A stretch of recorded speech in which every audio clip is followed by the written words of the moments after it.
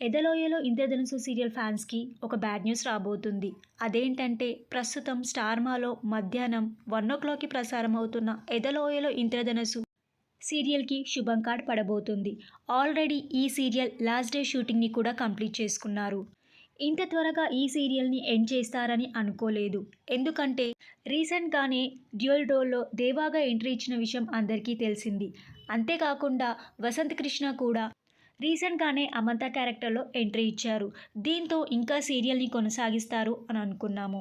అయితే ఎదలోయలో ఇంద్రధనుసు సీరియల్ని ఫిబ్రవరి 17న ఎండ్ అవుతున్నట్టుగా తెలుస్తుంది.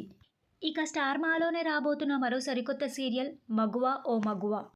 మగువా ఓ మగువా సరికొత్త సీరియల్ని ఫిబ్రవరి 19th నుండి మధ్యాహ్నం స్లాట్లో వేస్తారా లేకపోతే ఈవినింగ్ స్లాట్లో వేస్తారా అనేది చూడాలి.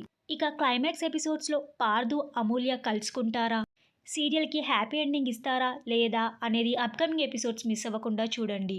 ఎదలోయలో ఇంద్రధనుసు సీరియల్ని ఏప్రిల్ 2023 సంవత్సరంలో స్టార్ట్ చేశారు. 10 నెలలకే ఈ సీరియల్కి శుభం కార్డ్ పడబోతుంది. ఈ సీరియల్లో ఏక్నాథ్, స్వాతి నిత్యానందన్, రమ్య, మధులిక తదితరులు ఈ సీరియల్లో నటించారు.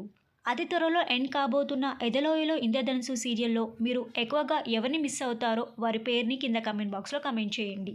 అంతేకాకుండా మగువా ఓ మగువా సరికొత్త సీరియల్ ఏ టైమ్స్లో వస్తే బాగుంటుందని మీరు అనుకుంటున్నారో మీ అభిప్రాయాన్ని కూడా తెలపండి.